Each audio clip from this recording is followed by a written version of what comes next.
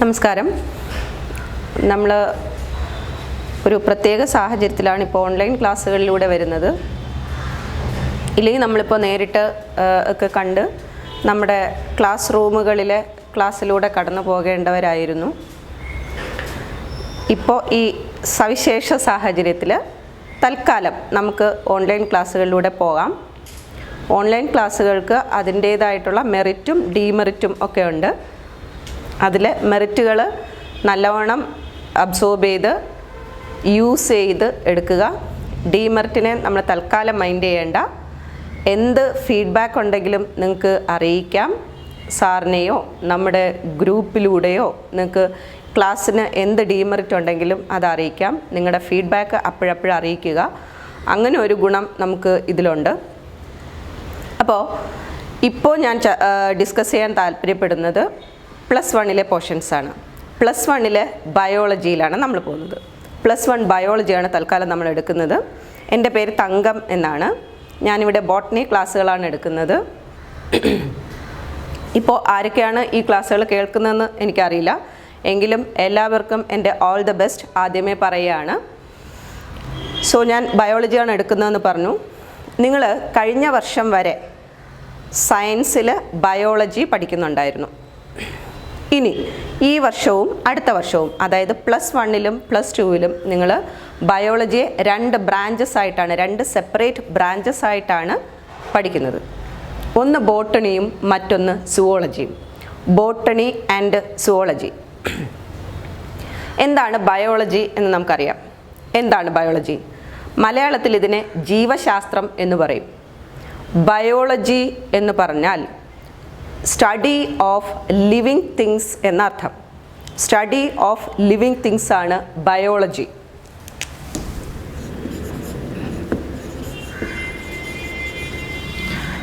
ഈ ബയോളജി എന്ന വാക്ക് വന്നത് 2 ഗ്രീക്ക് വേർഡ്സിൽ നിന്നാണ്. 2 Greek words, BIOS and logos.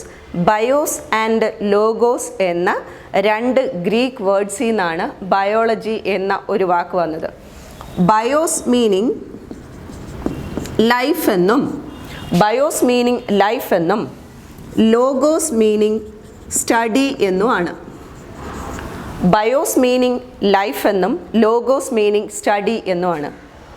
So ഇതിനെ രണ്ടിനെയും കൂടെ ചേർത്തിട്ടാണ് ബയോളജി എന്ന ഒരു ബ്രാഞ്ച് ഓഫ് സയൻസ് വന്നത്. സോ ബയോളജിയെ നമ്മൾ ഡിഫൈൻ ചെയ്താൽ it is the branch of science which deals with the study of living things.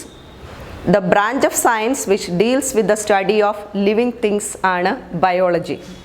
And നമുക്കറിയാം ലിവിങ് തിങ്സ് അല്ലെങ്കിൽ ജീവനുള്ളവ 2 ടൈപ്പ് ഉണ്ട്. ഒന്ന് സസ്യങ്ങളും മറ്റൊന്ന് ജന്തുക്കളും. സസ്യങ്ങളും ജന്തുക്കളും ജീവനുള്ളവയാണ്.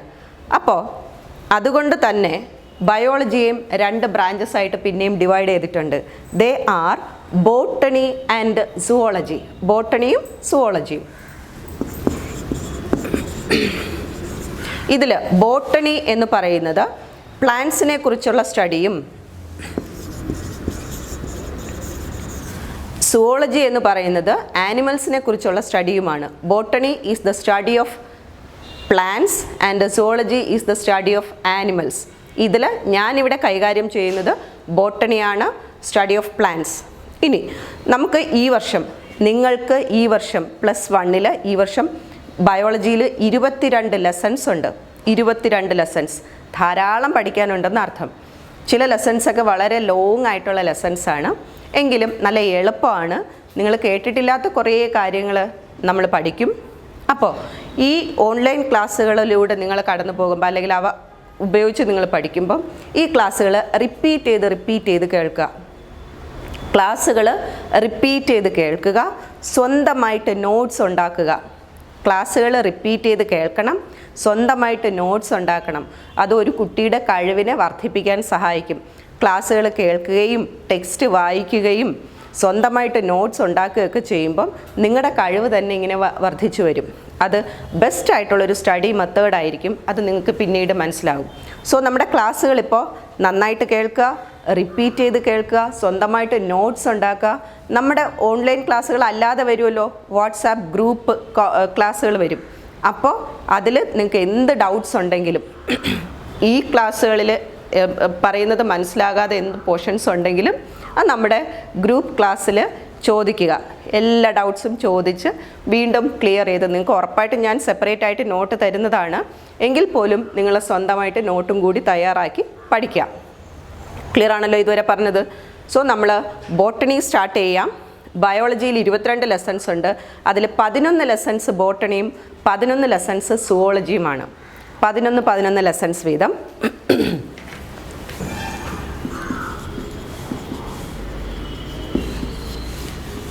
ഇതിൽ ഒന്നാമത്തെ ലെസൻ്റെ പേര് ലിവിങ് വേൾഡ് എന്നാണ്. ബയോളജിയിലെ ഒന്നാമത്തെ ലെസൻ്റെ പേര് ലിവിങ് വേൾഡ് എന്നാണ്. ആ ലെസൺ ബോട്ടണിക്കും സുവോളജിക്കും കോമൺ ആയിട്ടുള്ള ഒരു ലെസണാണ്. പക്ഷേ ബോട്ടണിയിലെ ഒരു സെപ്പറേറ്റ് ആയിട്ടുള്ള ഫസ്റ്റ് ലെസൺ എന്ന് പറയുന്നത് biological classification.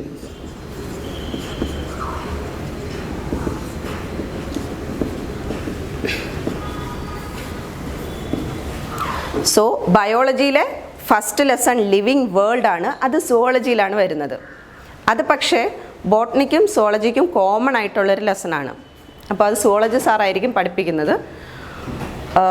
ബോട്ടണിയിലെ first lesson biological ക്ലാസിഫിക്കേഷനാണ്.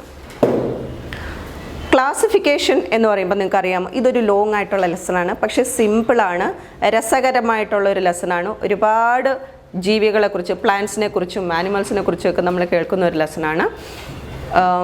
നിങ്ങൾക്ക് സിമ്പിളായിട്ട് മനസ്സിലാക്കാൻ പറ്റുന്ന ഒരു ലെസണാണ്. ഇനി എന്താണ് ക്ലാസിഫിക്കേഷൻ എന്ന് പറഞ്ഞാൽ? ബയോളജിക്കൽ ക്ലാസിഫിക്കേഷൻ ലെസണിൽ ക്ലാസിഫിക്കേഷൻ ഓഫ് ഓർഗാനിസംസ്, ജീവികളുടെ ക്ലാസിഫിക്കേഷനെ കുറിച്ചാണ് ചർച്ച ചെയ്യുന്നത്. ജീവികളുടെ ക്ലാസിഫിക്കേഷൻ എന്ന് പറഞ്ഞാൽ നിങ്ങൾക്കറിയാം തരംതിരിക്കലാണ്. തരംതിരിക്കൽ അല്ലേ? ക്ലാസിഫിക്കേഷൻ എന്ന് പറഞ്ഞാൽ തരംതിരിക്കലാണ്. അതായത് ഗ്രൂപ്പിംഗ് ഓഫ് ഓർഗാനിസംസ് എന്ന് പറഞ്ഞാൽ എന്താണ്? ജീവികൾ. ഓർഗാനിസംസ് എന്ന് പറഞ്ഞാൽ ജീവികൾ. അത് പ്ലാന്റ്സ് ആയിക്കോട്ടെ ആനിമൽസ് ആയിക്കോട്ടെ എല്ലാ തരം ജീവജാലങ്ങളുടെയും തരംതിരിക്കലാണ്. നമ്മൾ ഒരു ദിവസം ഒന്ന് പുറത്തോട്ടിറങ്ങിയാൽ ഏതെല്ലാം ജീവികളെ കാണും, ഏതെല്ലാം ചെടികളെ കാണും, എത്ര മനുഷ്യരെ കാണും. പക്ഷേ ഇവരെല്ലാവരെയും നമ്മൾ നമ്മുടേതായിട്ടുള്ള രീതിയിലൊന്ന് ക്ലാസിഫൈ ചെയ്യും അല്ലേ? നിങ്ങൾ എപ്പോഴെങ്കിലും അതിനെക്കുറിച്ച് ചിന്തിച്ചിട്ടുണ്ടോ? നമ്മളാരും ചിന്തിക്കാതെ തന്നെ ചെയ്യുന്ന ഒരു പ്രോസസ്സാണ് ആ ഒരു ക്ലാസിഫിക്കേഷൻ അല്ലെങ്കിൽ ഗ്രൂപ്പിംഗ് എന്ന് പറയുന്നത്. ഫോർ എക്സാമ്പിൾ, നമ്മൾ രാവിലെ വീട്ടിൽ നിന്ന് ഇറങ്ങുന്നു, ബസ് സ്റ്റോപ്പിലേക്ക് നടന്നു പോകുന്നു, അവിടെ നിന്ന് ഒരു ബസ്സിൽ കയറി നമ്മുടെ ട്യൂഷൻ സെൻറ്ററിലേക്കൊക്കെ വരുന്നു, അല്ലെങ്കിൽ സ്കൂളിലേക്ക് പോകുന്നു, എവിടെയായാലും പോയിക്കോട്ടെ. നമ്മൾ വരുന്ന വഴിക്ക് നമ്മൾ ഒരുപാട് ആൾക്കാരെ കാണും. ഈ ആൾക്കാരെ നമ്മൾ ക്ലാസിഫൈ ചെയ്യും. നമ്മളൊന്നും ചിന്തിക്കാതെ തന്നെ ക്ലാസിഫൈ ചെയ്യുകയാണ്. അതായത് ഒരു പുരുഷൻ അല്ലെങ്കിൽ ഒരു സ്ത്രീ അല്ലേ? ആണുങ്ങളെ കാണുമ്പോൾ നമുക്കറിയാം, പെണ്ണുങ്ങളെ കാണുമ്പോൾ അറിയാം, കൊച്ചു കുട്ടികളെ കാണുമ്പോൾ അറിയാം, വയസ്സായവരെ കാണുമ്പോൾ അറിയാം. അപ്പോൾ നമ്മൾ ആണുങ്ങളെന്നും പെണ്ണുങ്ങളെന്നും തരംതിരിക്കുന്നത് എങ്ങനെയാണ്? ജെൻഡറിൻ്റെ അടിസ്ഥാനത്തിലാണ്. അവിടെ നമ്മളൊരു പ്രത്യേക ക്രൈറ്റീരിയ എടുത്തിട്ടുണ്ട്. ഒരു പ്രത്യേക കാര്യം അല്ലെങ്കിൽ ഒരു പ്രത്യേകത, അവരുടെ ഒരു പ്രത്യേകത കൺസിഡർ ചെയ്തുകൊണ്ടാണ് നമ്മൾ അവിടെ ക്ലാസിഫിക്കേഷൻ ചെയ്യുന്നത്. ആണാണോ പെണ്ണാണോ, നമ്മൾ ജെൻഡർ എന്ന് പറയും. ആണാണോ പെണ്ണാണോ എന്ന് നമ്മൾ ക്ലാസിഫൈ ചെയ്യും. പിന്നെ വയസ്സിൻ്റെ അടിസ്ഥാനത്തിൽ നമ്മൾ ക്ലാസിഫൈ ചെയ്യും അവരെ. ഒരു കുഞ്ഞു കുട്ടിയെ കാണുമ്പോൾ നമുക്കറിയാം അതൊരു ചെറിയ കുട്ടിയാണ്, ഏകദേശം ഇത്ര വയസ്സ് പ്രായം ഉണ്ടായിരിക്കും. ഇതൊരു അപ്പൂപ്പനാണ് അല്ലെങ്കിൽ അമ്മമ്മയാണ്, ഏകദേശം ഇത്ര പ്രായം ഉണ്ടായിരിക്കും. അപ്പോൾ അത് നമ്മൾ വയസ്സിൻ്റെ അടിസ്ഥാനത്തിലാണ് ക്ലാസിഫിക്കേഷൻ നടത്തുന്നത്. മറ്റൊരു ക്ലാസിഫിക്കേഷൻ ഉണ്ട്, നമ്മൾ ചില ആൾക്കാരെ നല്ല കറുത്തിട്ട ഒരാൾ അല്ലെങ്കിൽ നല്ല വെളുത്തിട്ട ഒരാൾ എന്ന് പറയും. അപ്പോൾ അവിടെ നമ്മൾ നിറത്തിൻ്റെ അടിസ്ഥാനത്തിലാണ് ആ ക്ലാസിഫിക്കേഷൻ നടത്തുന്നത്. ചിലപ്പോൾ നമ്മൾ വേറൊരു ക്ലാസിഫിക്കേഷൻ ചെയ്യുന്നത് ചുരുണ്ട മുടിയുള്ള ആൾ, നീണ്ട മുടിയുള്ള ആൾ, ആ കുടുമി കെട്ടിയ ആൾ, അങ്ങനെയൊക്കെ പറയും. അപ്പോൾ നമ്മളെങ്ങനെയാണ് അവിടെ ആ മുടിയുടെ പ്രത്യേകത കൊണ്ട് അപ്പോൾ അവിടെ നമ്മൾ എടുക്കുന്ന ക്രൈറ്റീരിയ എന്ന് പറയുന്നത് മുടിയുടെ പ്രത്യേകതയാണ്. ചിലപ്പോൾ കളർ ചെയ്തിട്ടുള്ള ആളായിരിക്കും മുടി. അങ്ങനെയൊക്കെ നമ്മൾ പല രീതിയിലും ആൾക്കാരെ തരംതിരിക്കും. ഇതുപോലെ ഒരു എന്തെങ്കിലും ക്യാരക്ടേഴ്സിൻ്റെ അടിസ്ഥാനത്തിൽ നമ്മൾ ക്ലാസിഫൈ ചെയ്യുകയാണെങ്കിൽ അതിനെയാണ് ബയോളജിക്കൽ ക്ലാസിഫിക്കേഷൻ എന്ന് പറയുന്നത്. അതായത് ഗ്രൂപ്പിംഗ് ഓഫ് ഓർഗാനിസംസ്, ജീവികളുടെ തരംതിരിക്കൽ, grouping of organisms based on similarities and dissimilarities എന്ന് പറയും. സാമ്യതകളുടെയും വ്യത്യാസങ്ങളുടെയും വ്യത്യാസങ്ങളുടെയും അടിസ്ഥാനത്തിൽ ജീവികളെ തരംതിരിക്കുന്നതിനെയാണ് ബയോളജിക്കൽ ക്ലാസിഫിക്കേഷൻ എന്ന് പറയുന്നത്. അപ്പോൾ വളരെ സിമ്പിളായിട്ടുള്ളൊരു ഡെഫിനിഷനാണ് ഞാനിപ്പോൾ പറഞ്ഞത്.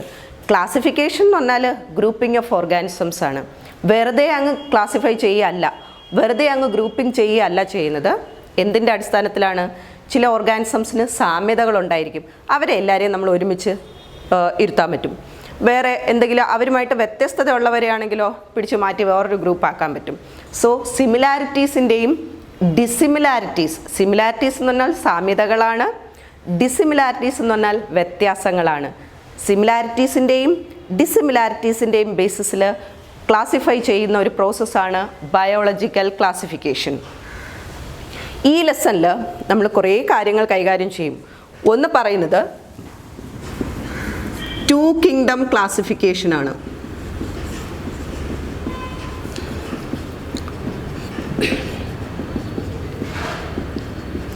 To kingdom classification. മറ്റൊന്ന് 5 കിങ്ഡം ക്ലാസിഫിക്കേഷൻ.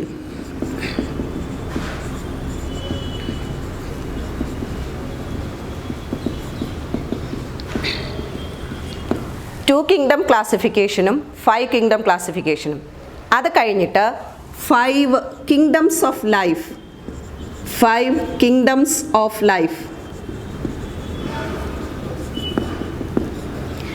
ഇത് നിങ്ങളുടെ 8ാം ക്ലാസ്സിൽ പഠിച്ചിട്ടുണ്ടായിരിക്കും.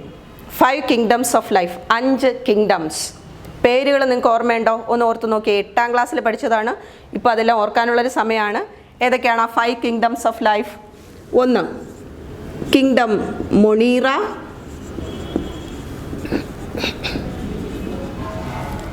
2 kingdom protista, 3 kingdom fungi, 4 kingdom Plantae, 5 kingdom Animalia. ഇതെല്ലാം നിങ്ങൾ കേട്ടിട്ടുള്ള കാര്യങ്ങളാണ്, പുതിയ വാക്കുകളൊന്നും പറഞ്ഞിട്ടില്ല ഇപ്പോഴും. 5 kingdoms of life: kingdom Monera, kingdom Protista, kingdom fungi, kingdom Plantae and kingdom Animalia. ഈ 5 കിങ്ഡംസും എക്സ്പ്ലെയിൻ ചെയ്ത് പഠിക്കും. ആ ഓരോ കിങ്ഡമിൻ്റെയും പ്രത്യേകത എന്താണ്, അതിൽ വരുന്ന ഡിഫറെൻറ്റ് ടൈപ്പ് ഓഫ് ഓർഗാനിസംസ് എന്താണ്, ആ ഓർഗാനിസംസിൻ്റെ പ്രത്യേകതകൾ എന്തൊക്കെയാണ് എന്നാണ് നമ്മൾ ആ ഓരോ കിങ്ഡമിലും പഠിക്കുന്നത്. ക്ലിയർ ആണോ? സോ ഈ 3 പ്രധാനപ്പെട്ട കാര്യങ്ങളാണ്, അല്ലെങ്കിൽ 3 പോർഷൻസ് ആണ് പ്രധാനമായിട്ട് ഈ ലെസണിൽ നമ്മൾ പഠിക്കുന്നത്. 1 2 kingdom classification, 2 5 kingdom classification, 3 5 kingdoms of life. ആ 5 കിങ്ഡംസും പഠിക്കും. ഓക്കെ ആണല്ലോ? അപ്പോൾ നമ്മൾ ഇതുവരെ പറഞ്ഞത്, 1 എന്താണ് ക്ലാസിഫിക്കേഷൻ എന്ന് പറഞ്ഞു. ക്ലാസിഫിക്കേഷൻ എന്താണ്? Grouping of organisms based on similarities and dissimilarities ആണ്. Grouping of organisms based on similarities and dissimilarities. ഇനി നമ്മൾ ഇതിൻ്റെ ഫസ്റ്റ് പോർഷൻ പഠിക്കുകയാണ്, 2 കിങ്ഡം ക്ലാസിഫിക്കേഷൻ. 2 kingdom classification. ആ പേരിൽ തന്നെ ഉണ്ട് കാര്യം എന്താണെന്ന്. എന്തായിരിക്കും കാര്യം? ഒന്ന് ആലോചിച്ച് നോക്കിക്കേ. 2 കിങ്ഡം ക്ലാസിഫിക്കേഷൻ, അതായത് ഈ ലോകത്തുള്ള എല്ലാ ജീവജാലങ്ങളെയും കൂടെ 2 കിങ്ഡംസ് ആയിട്ട് തരംതിരിച്ചിരിക്കുന്നു. വെറും 2 കിങ്ഡംസ്. ഈ 2 കിങ്ഡം ക്ലാസിഫിക്കേഷൻ്റെ ഫാദറായിട്ട് കൺസിഡർ ചെയ്തിരിക്കുന്നത് കാൾ ലിനേയസിനെയാണ്. നിങ്ങൾക്ക് അറിയാവുന്ന ഒരു സയൻറ്റിസ്റ്റാണ്, കരോളസ് ലിനേയസ് എന്ന് പറയും. നമ്മൾ ചുരുക്കി കാൾ ലിനേയസ് എന്ന് പറയും.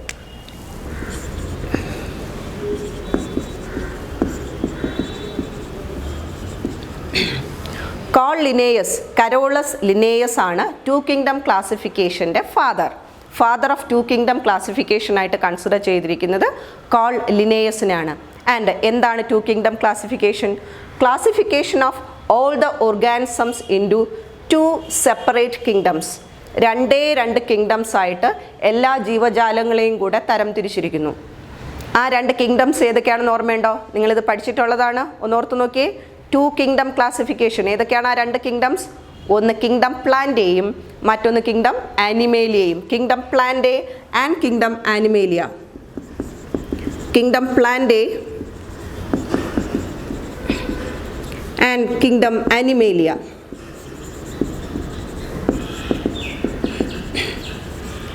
അങ്ങനെ 2 കിങ്ഡംസ് ആയിട്ട് മാത്രം അന്ന് അറിയാവുന്ന, അന്ന് കണ്ടുപിടിക്കപ്പെട്ടിട്ടുള്ള എല്ലാ ജീവജാലങ്ങളെയും കൂടെ 2 സെപ്പറേറ്റ് കിങ്ഡംസ് ആക്കി മാറ്റി, കിങ്ഡം പ്ലാന്റേയും കിങ്ഡം ആനിമേലിയെയും.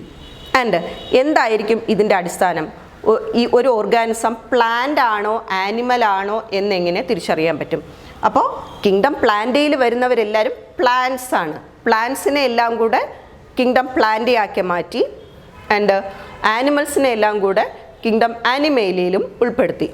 അപ്പോൾ ഒരു ഓർഗാനിസമിനെ കാണുമ്പോൾ അത് പ്ലാന്റ് ആണോ ആനിമൽ ആണോ എന്ന് നമുക്ക് തിരിച്ചറിയാൻ വളരെ ഈസിയാണ് അല്ലേ?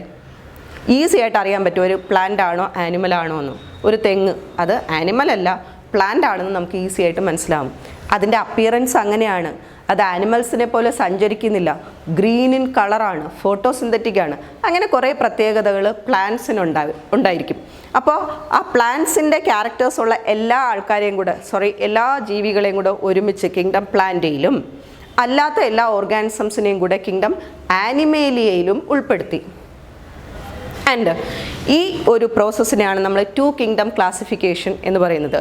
All the organisms were classified into only 2 separate kingdoms, namely kingdom Plantae and kingdom Animalia. അതാണ് 2 കിങ്ഡം ക്ലാസിഫിക്കേഷൻ. ആൻഡ് ഇതിന് ചില പ്രത്യേകതകളുണ്ട്. ഇതിന് മെറിറ്റ്സും ഉണ്ട്, ഡീമെറിറ്റ്സും ഉണ്ട്. മെറിറ്റ്സ് ആൻഡ് ഡീമെറിറ്റ്സ് ഞാൻ ഒന്നുകൂടെ പറയുന്നു. 2 കിങ്ഡം ക്ലാസിഫിക്കേഷൻ എന്താണ്? The classification of organisms into 2 separate kingdoms. അതാണ് 2 കിങ്ഡം ക്ലാസിഫിക്കേഷൻ. അതിൻ്റെ father Carl Linnaeus, Carolus Linnaeus. ഏതൊക്കെയായിരുന്നു ആ 2 കിങ്ഡംസ്? Kingdom Plantae and kingdom Animalia. ഇനി ഇതിൻ്റെ മെറിറ്റ്സും ഡീമെറിറ്റ്സും എന്താണ്? Merits of 2 kingdom classification. ഒന്ന്, it was easy to classify എന്നതാണ് അതിൻ്റെ ഏറ്റവും വലിയൊരു മെറിറ്റ് എന്ന് പറയുന്നത്. ഞാൻ നേരത്തെ പറഞ്ഞു, നമുക്ക് ഏതൊരു ജീവിയെ കണ്ടാലും അത് പ്ലാന്റ് ആണോ ആനിമൽ ആണോ എന്ന് ഈസി ആയിട്ട് ഐഡൻറ്റിഫൈ ചെയ്യാൻ പറ്റും. ഈസി ടു ക്ലാസിഫൈ, അതാണ് അതിൻ്റെ ഏറ്റവും വലിയ മെറിറ്റ്. Easy to classify. മറ്റൊന്ന്, it was easy to understand. മനസ്സിലാക്കാൻ എളുപ്പമാണ്. Easy to understand. It was easy to classify and easy to understand. ഇതാണ് 2 കിങ്ഡം ക്ലാസിഫിക്കേഷൻ്റെ മെറിറ്റ്സ് എന്ന് പറയുന്നത്. ഒന്ന്, it was easy to classify, and മറ്റൊന്ന് it was easy to understand. ആ ക്ലാസിഫിക്കേഷൻ്റെ നോംസ് എന്തുകൊണ്ട് ഈ ഒരു ജീവിയെ ആനിമൽ കിങ്ഡമിൽ വെച്ചു അല്ലെങ്കിൽ പ്ലാന്റ് കിങ്ഡമിൽ വെച്ചു എന്ന് പറഞ്ഞാൽ മനസ്സിലാക്കാൻ വളരെ എളുപ്പമാണ്. അതാണ് 2 കിങ്ഡം ക്ലാസിഫിക്കേഷൻ്റെ 2 മെറിറ്റ്സ് ആയിട്ട് പറയുന്നത്. ഇതിന് ചില ഡീമെറിറ്റ്സ് ഉണ്ട്. ഡീമെറിറ്റ്സ് ആണ് കൂടുതൽ. 2 കിങ്ഡം ക്ലാസിഫിക്കേഷന് ഡീമെറിറ്റ്സ് ആണ് കൂടുതൽ.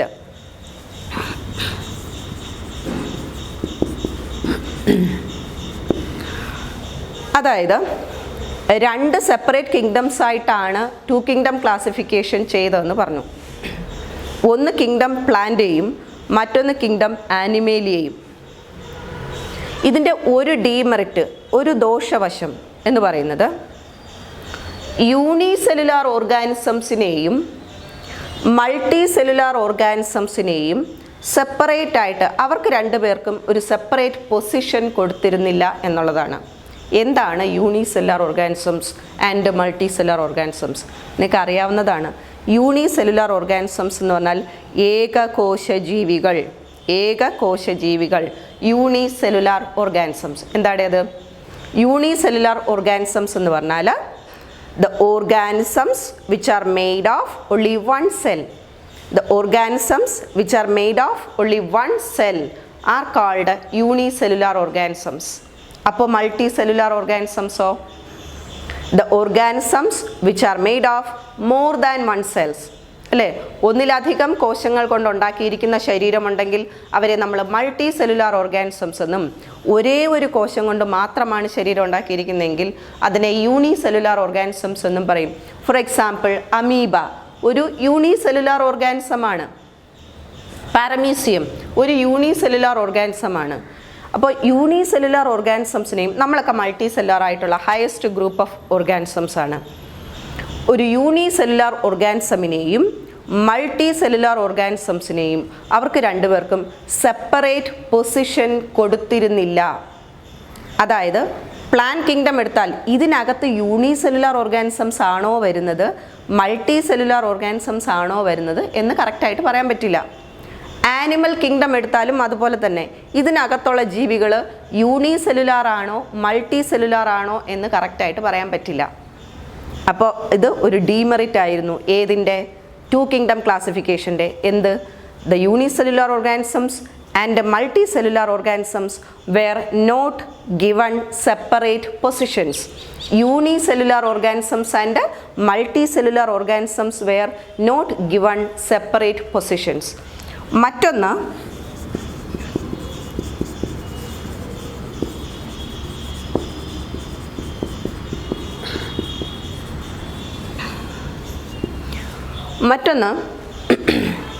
Photosynthetic and non photosynthetic organisms, അല്ലെങ്കിൽ അതിനെ നമുക്ക് പ്രൊഡ്യൂസേഴ്സ് എന്നും കൺസ്യൂമേഴ്സ് എന്നും പറയാം. ഓട്ടോട്രോഫ്സ് എന്നും ഹെറ്ററോട്രോഫ്സ് എന്നും പറയാം. ഓട്ടോട്രോഫ്സിനും ഹെറ്ററോട്രോഫ്സിനും സെപ്പറേറ്റ് പൊസിഷൻ കൊടുത്തിരുന്നില്ല. അപ്പോൾ യൂണിസെല്ലുലാർ ഓർഗാനിസംസിനും മൾട്ടി സെല്ലുലാർ ഓർഗാനിസംസിനും സെപ്പറേറ്റ് പൊസിഷൻ കൊടുത്തിരുന്നില്ല. ഫോട്ടോസിന്തറ്റിക് ആൻഡ് നോൺ ഫോട്ടോസിന്തറ്റിക് ഓർഗാനിസംസിന് സെപ്പറേറ്റ് പൊസിഷൻ കൊടുത്തിരുന്നില്ല.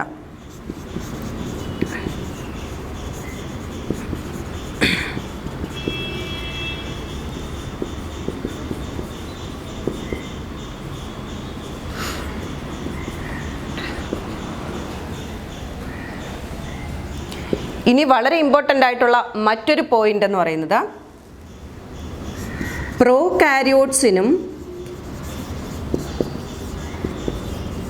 യൂകാരിയോട്സിനും സെപ്പറേറ്റ് പൊസിഷൻ കൊടുത്തിരുന്നില്ല. പ്രോകാരിയോട്സ് ആൻഡ് യൂകാരിയോട്സ് വളരെ ഇമ്പോർട്ടൻ്റ് ആയിട്ടുള്ളൊരു പോയിൻ്റാണ്. എന്താണ് പ്രോകാരിയോട്സും യൂകാരിയോട്സും? നിങ്ങൾക്കറിയാം, നിങ്ങൾ കേട്ടിട്ടുള്ള പോയിന്റ്സ് ആണ് ഇതൊക്കെ. പ്രോകാരിയോട്സ് എന്താണ് അത്? The organisms which have a prokaryotic cell. What is a prokaryotic cell? A cell without a proper nucleus. ഒരു പ്രോപ്പർ ന്യൂക്ലിയസും മെംബ്രെയിൻ ബൗണ്ട് സെൽ ഓർഗനൽസും ഇല്ലാത്ത സെൽസിനെയാണ് പ്രോകാരിയോട്ടിക് സെൽസ് എന്ന് വിളിക്കുന്നത്, അല്ലേ? Prokaryotic cell, a cell without a proper nucleus. ഒരു proper nucleus ഇല്ലാത്ത സെല്ലാണ് prokaryotic cell. എന്നാൽ ഒരു proper nucleus ഉള്ളതും മെംബ്രെയിൻ ബൗണ്ട് ആയിട്ടുള്ള സെൽ ഓർഗനൽസ്, മൈറ്റോകോൺട്രിയ ഒരു സെൽ ഓർഗനലാണ്, ന്യൂക്ലിയസ് ഒരു സെൽ ഓർഗനലാണ്, ക്ലോറോപ്ലാസ്റ്റ് ഒരു സെൽ ഓർഗനലാണ്. അപ്പോൾ ഇങ്ങനെയുള്ള മെംബ്രെയിൻ ബൗണ്ട് ആയിട്ടുള്ള സെൽ ഓർഗനൽസ് ഒക്കെ ഉള്ള സെല്ലിനെ നമ്മൾ യൂകാരിയോട്ടിക് സെൽ എന്ന് പറയും. സോ ഞാൻ ഒന്നുകൂടെ പറയാണ്, prokaryotic cell without a proper nucleus. A cell without a proper nucleus ആണ് prokaryotic cell. A cell with a proper nucleus ആണ് യൂകാരിയോട്ടിക് സെൽ. അതിന് മറ്റ് സെൽ ഓർഗനൽസും ഉണ്ടായിരിക്കും. അപ്പോൾ ഇങ്ങനെയുള്ള ഓർഗാനിസംസ്, പ്രോകാരിയോട്ടിക് ഓർഗാനിസംസിനും യൂകാരിയോട്ടിക് ഓർഗാനിസംസിനും സെപ്പറേറ്റ് പൊസിഷൻ കൊടുത്തിരുന്നില്ല, അവരുടേതായിട്ടുള്ള സ്ഥാനം കൊടുത്തിരുന്നില്ല. അതും ഈ ടു കിങ്ഡം ക്ലാസിഫിക്കേഷൻ്റെ ഒരു ഡീമെറിറ്റാണ്. 3 ഡീമെറിറ്റ്സ് ഇപ്പോൾ പറഞ്ഞു. ഒന്ന്, യൂണിസെല്ലുലാർ ആൻഡ് മൾട്ടി സെല്ലുലാർ ഓർഗാനിസംസിൻ്റെ പൊസിഷൻ. മറ്റൊന്ന്, ഫോട്ടോസിന്തറ്റിക് ആൻഡ് നോൺ ഫോട്ടോസിന്തറ്റിക് ഓർഗാനിസംസിൻ്റെ പൊസിഷൻ. പിന്നെ ഒന്ന്, യൂകാരിയോട്സ് ആൻഡ് പ്രോകാരിയോട്സിൻ്റെ പൊസിഷൻ. ഇനിയുണ്ട് ഒരു ഡീമെറിറ്റ്, അതായത് a large number of organisms did not come under either plant kingdom or animal kingdom. ഈ 2 കിങ്ഡംസിലും ഉൾപ്പെടാതെ, പ്ലാന്റ് കിങ്ഡമിലും ആനിമൽ കിങ്ഡമിലും ഉൾപ്പെടാത്ത ഒരുപാട് ഓർഗാനിസംസ് ഉണ്ടായിരുന്നു. 2 കിങ്ഡംസിലും ഉൾപ്പെടുത്താൻ പറ്റാത്ത, കാരണം അവരുടെ സ്വഭാവങ്ങൾ അല്ലെങ്കിൽ ബിഹേവിയർ അങ്ങനത്തെ ആയിരിക്കും, സ്ട്രക്ചർ അങ്ങനത്തെ ആയിരിക്കും. സോ 2 കിങ്ഡംസിലും ഉൾപ്പെടുത്താൻ പറ്റാതെ ഒരുപാട് ഓർഗാനിസംസ് 2 കിങ്ഡംസിൻ്റെ വെളിയിലായിരുന്നു. A large number of organisms did not come under either of the 2 kingdoms. A large number of organisms did not come under either of the 2 kingdoms. ഇതാണ് 4th ഡീമെറിറ്റ് എന്ന് പറയുന്നത്.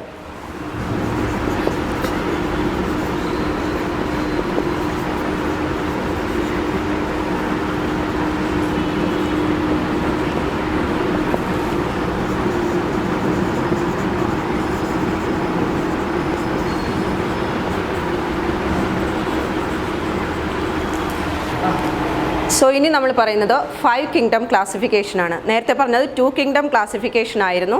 ആരായിരുന്നു അതിൻ്റെ father of 2 kingdom classification? Carl Linnaeus ആയിരുന്നു. എന്താണ് 2 kingdom classification? All the organisms were divided into 2 separate kingdoms. അതിൻ്റെ അതായത് plant കിങ്ഡവും animal കിങ്ഡവും അതിൻ്റെ മെറിറ്റ്സും ഡീമെറിറ്റ്സും പറഞ്ഞു. അപ്പോൾ കുറേ കാലം കഴിഞ്ഞപ്പോൾ മറ്റൊരു സയൻറ്റിസ്റ്റ് വന്നു. ആ സയൻറ്റിസ്റ്റിൻ്റെ പേര് നിങ്ങൾക്ക് അറിയാവുന്ന പേരാണ് വിറ്റാക്കർ എന്ന് പറയുന്നത്. വിറ്റാക്കർ എന്ന് പറയുന്ന ഒരു സയൻറ്റിസ്റ്റ്.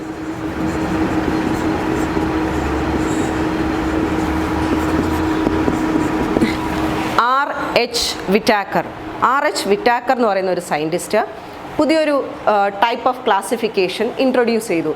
അതാണ് 5 കിങ്ഡം ക്ലാസിഫിക്കേഷൻ.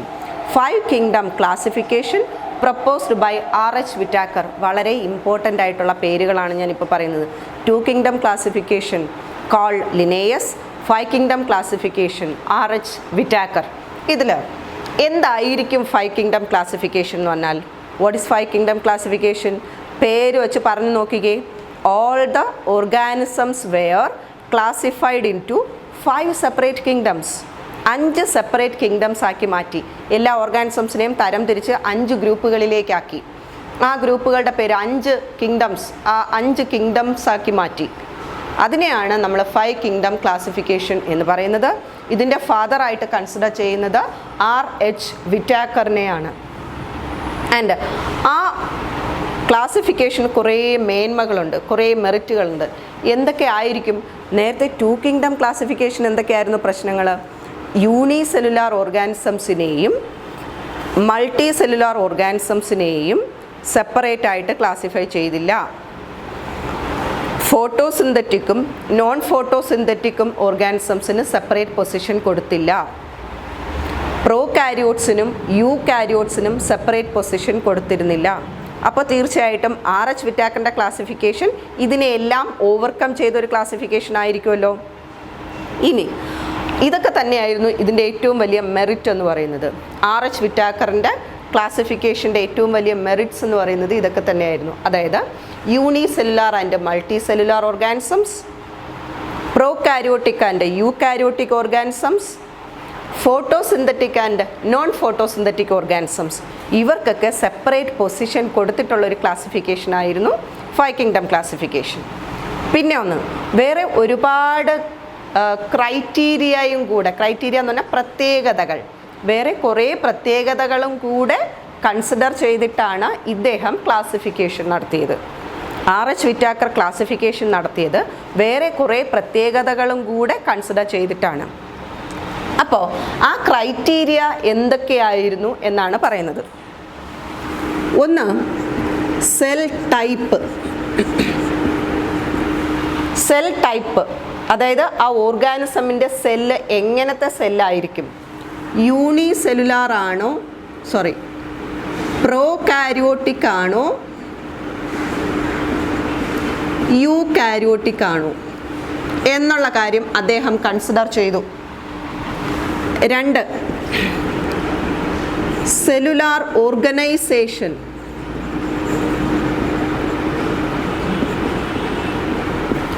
ഈ ഓർഗാനിസം സെല്ലുലാർ ലെവലിലാണോ ടിഷ്യൂ ലെവലിലാണോ അല്ലെങ്കിൽ ഓർഗൻസ് ഉണ്ടായിട്ടുണ്ടോ, അവയവങ്ങൾ, അതുമല്ലെങ്കിൽ ഓർഗൻ സിസ്റ്റംസ് ആയിട്ടുണ്ടോ എന്നുള്ള കാര്യം അദ്ദേഹം കൺസിഡർ ചെയ്തു.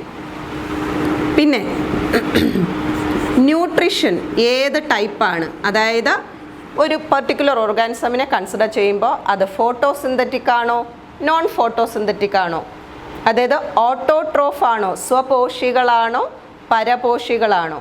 ഇനി പരപോഷികളാണെങ്കിൽ അവരെങ്ങനെയാണ് അവരുടെ ആഹാര സമ്പാദനം നടത്തുന്നത്, അങ്ങനെയുള്ള കാര്യങ്ങളെല്ലാം. അപ്പോൾ ഓട്ടോട്രോഫിക് ഓർ ഹെറ്ററോട്രോഫിക്.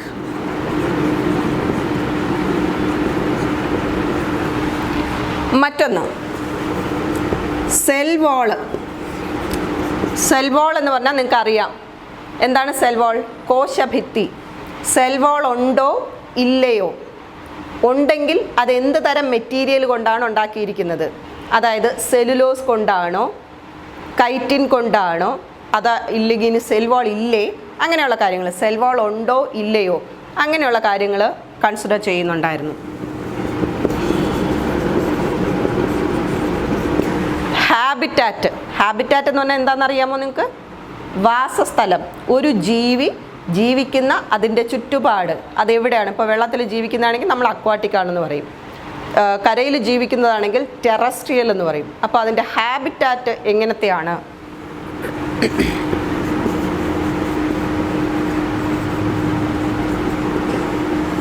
പിന്നെ റീപ്രൊഡക്ഷൻ, ഇത് സെക്ഷലി റീപ്രൊഡ്യൂസ് ചെയ്യുന്നതാണോ അല്ലെങ്കിൽ എസെക്ഷലി റീപ്രൊഡ്യൂസ് ചെയ്യുന്നതാണോ? വെജിറ്റേറ്റീവ് റീപ്രൊഡക്ഷൻ ഉണ്ടോ? സെക്ഷൽ റീപ്രൊഡക്ഷൻ ഉണ്ടെങ്കിൽ തന്നെ അത് തന്നെ പല ടൈപ്പ് ഉണ്ട്. എസെക്ഷൽ റീപ്രൊഡക്ഷനും പല ടൈപ്പ് ഉണ്ട്. ഇതിൽ ഏത് തരം റീപ്രൊഡക്ഷനാണ് ഈ ഓർഗാനിസം നടത്തുന്നത്?